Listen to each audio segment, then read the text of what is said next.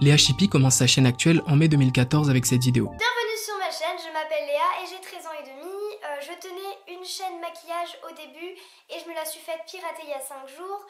Je suis dégoûtée, j'avais plein de vidéos auxquelles je tenais énormément. Comme vous l'avez vu, elle a commencé YouTube très jeune. Après la vidéo que je viens de vous montrer, elle ne postera plus rien jusqu'en juillet 2015 où elle reviendra avec une vidéo dégustation, où elle teste des produits américains. Mais durant cette année-là, elle ne postera que très peu de vidéos. En 2016, elle revient pour sortir quelques vidéos et parmi elles, il y a un What's on my phone et un J'ouvre vos Snapchat. Qu'est-ce qu'on peut déjà constater? Elle essaye de surfer sur les concepts de l'époque qui étaient à la mode, on va dire. Mais cette année-là, elle sera encore que très peu active en sortant moins de 10 vidéos. En 2017, elle poste vraiment ce dont elle a envie, sans donner une vraie directive à sa chaîne, en testant des sites qui vendent des vêtements ou en continuant de faire des vidéos sur les concepts un peu hype, on va dire. En fait, c'est vraiment en mai 2018 que ça va devenir un peu plus intéressant. Alors qu'elle est encore au lycée, à l'âge de 17 ans, elle nous poste sa première vidéo ASMR. Comme vous l'aurez compris, il s'agit d'une vidéo ASMR.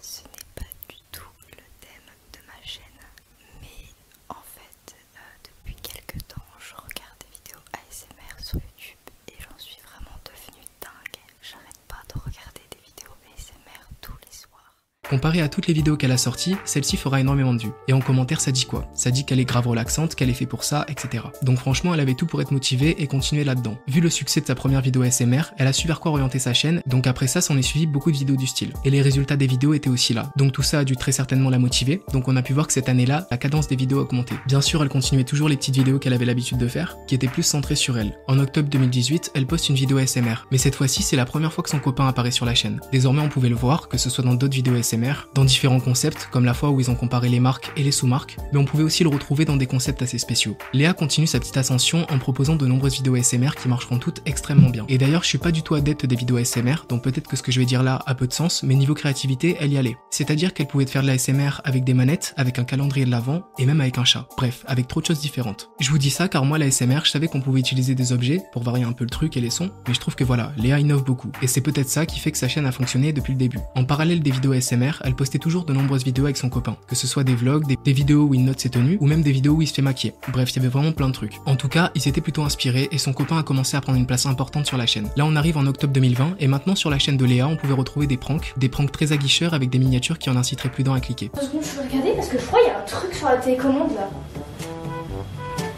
Attends. Mais il y a un truc qui est cassé sur la télécommande, j'ai l'impression là.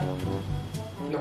Bon, après avoir vu la vidéo, je trouve que ça reste quand même relativement soft, comparé à la miniature qui elle est plus qu'aguicheuse. Par contre, est-ce que ça a sa place sur YouTube? À méditer. Ce n'est pas le seul prank qu'elle fera avec son copain, il y aura aussi cela. Mais le prank qui a le plus fonctionné, c'est celui-ci. En voyant un tel succès, elle a voulu refaire, sauf que ça fera moins de vues. Après avoir vu la vidéo, je vous assure qu'il ne se passe absolument rien, et que tout a été misé sur le titre et la miniature. Suite à ça, elle mettra de côté les vidéos aguicheuses avec son copain pour se concentrer à 100% sur les vidéos ASMR. En 2022, on peut imaginer que c'est à partir de cette période qu'elle a décidé d'ouvrir un mime. Parce que depuis ce moment-là, les vidéos ASMR qu'elle pouvait faire ont commencé à devenir de plus en plus sensuelles. En description, il y a son Insta, et quand on va dessus, on peut voir énormément de photos sexy. Dans sa bio, on peut aussi lire qu'elle est passionnée par la photo, donc elle n'hésite pas à poster un grand nombre de photos d'elle. Je pense que petit à petit, elle a sauté le pas pour monétiser des photos de plus en plus sexy sur Mime. Certains pourront dire que ces photos Insta sont inappropriées ou je ne sais quoi, mais je suis quand même assez mitigé, mais je pense que ça reste relativement ok. Après, je vois la stratégie qu'elle a mise en place qui est pour le coup assez simple à comprendre. Produire des vidéos ASMR sur YouTube axées sur la sensualité pour qu'ensuite ses abonnés les plus curieux décident de la suivre sur Insta. Une fois sur Insta, il y a un lien en bio et c'est là qu'on peut accéder à tous ses réseaux, y compris son Mime.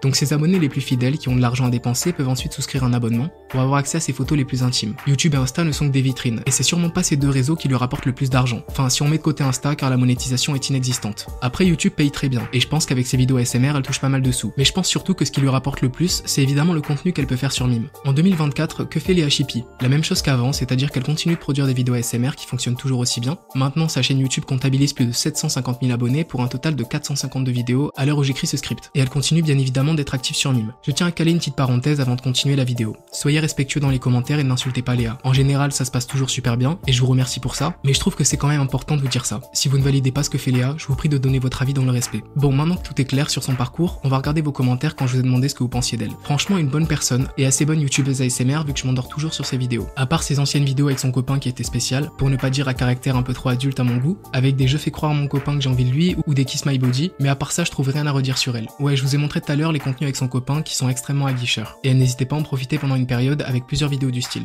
Mais bon, comme je l'ai dit, je trouve que les vidéos sont ultra soft et c'est vraiment pour faire cliquer. Par contre, la vidéo Kiss My Body, j'en ai pas parlé tout à l'heure. La mini en vrai, c'est vrai qu'ils se sont pas gênés, mais c'est la même recette, rien de fou dans cette vidéo. C'est pas ta foufounette.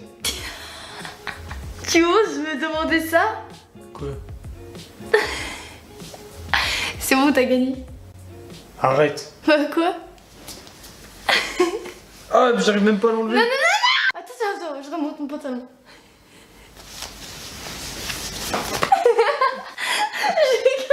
Dites-vous que quand même cette vidéo c'est 8 millions de vues. Étant une grande consommatrice d'ASMR, je suis déjà tombée sur ces vidéos. Et je trouve qu'elle mise trop sur la sensualité. Parfois ça met mal à l'aise et ça casse un peu l'ambiance relaxante que je cherche. Ouais, je comprends ce que tu veux dire. Je suis d'accord qu'elle mise énormément sur la sensualité dans ses vidéos ASMR. Après voilà, ça plaît à qui ça plaît.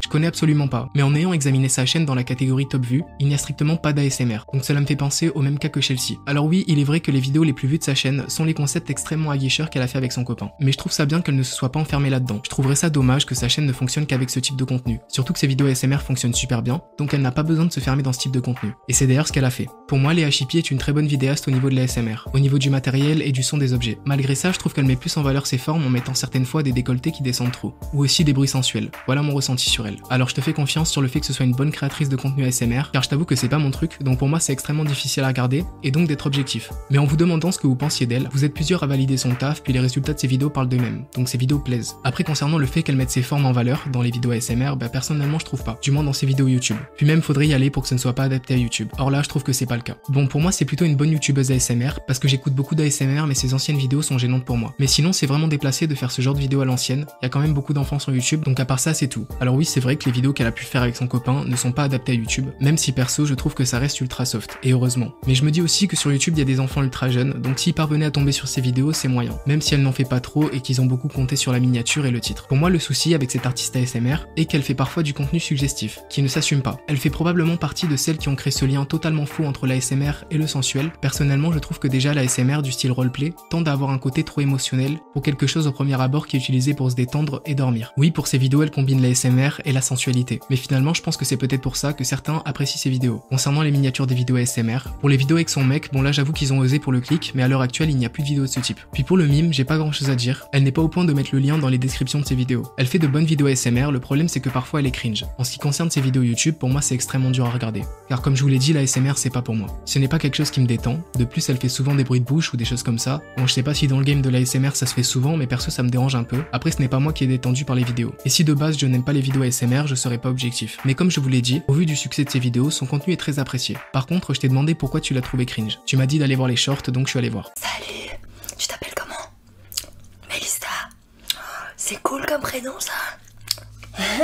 Bon, je pense qu'elle mélange le second degré et l'ASMR pour essayer de toucher plus de monde avec les formats courts. Pour conclure la vidéo, je pense que le fait que sa chaîne YouTube et son compte Insta soient une passerelle vers ses réseaux privés pourrait à la fois poser problème et à la fois ne pas poser problème. Je m'explique. Vous n'êtes pas sans savoir que sur YouTube, il y a tout type d'âge, y compris des enfants. Le fait d'utiliser cette stratégie-là pourrait avoir un côté malsain, certes, car tout le monde peut aller voir ce qu'elle fait. Sauf que je pense pas que les enfants seraient intéressés par un contenu ASMR, ou du moins très peu. Et j'imagine aussi que les enfants n'ont pas d'argent et ni l'âge du coup pour souscrire un abonnement à son mime. Donc déjà ça peut créer une sorte de barrière. Puis j'ai aussi envie de vous dire que les youtubeuses, influenceuses qui utilisent les mêmes techniques que Léa pour amener leur audience sur leur plateforme privée ne méritent pas d'être totalement blâmées. Parce que du moment qu'on donne un quelconque accès à internet à un enfant, donc un téléphone, un ordinateur personnel, bah s'il a envie d'aller voir quelque chose, personne ne pourra le retenir à part lui-même. Je sais aussi que certains parents utilisent des restrictions sur les appareils de leurs enfants pour justement les protéger de tout ce à quoi ils peuvent avoir accès sur internet, mais je pense quand même que peu de parents utilisent ça. Si on prend mon cas, je n'ai jamais eu de restriction lorsqu'on m'a donné ma première tablette, mon premier téléphone. Donc voilà, est-ce que les personnes comme Léa Chippy posent un véritable problème en donnant plus ou moins accès facilement à leur plateforme privée, ou est-ce qu'internet lui-même est le problème pour les plus jeunes qui y ont accès? Je sais pas. Voilà pour ce qui en est de Léa Chippy, n'hésitez pas à me dire ce que vous pensez de tout ça dans les commentaires. Si vous suivez la chaîne, vous avez pu voir que j'ai mis au point un abonnement pour les membres. C'est un tarif unique pour rendre ça accessible. Donc pour ceux qui peuvent, n'hésitez pas, car vous aurez accès à des vidéos exclusives de façon régulière, qui seront des vidéos plus personnelles ou des vidéos sur des sujets beaucoup plus larges. Le lien est en description de cette vidéo ainsi que des prochaines.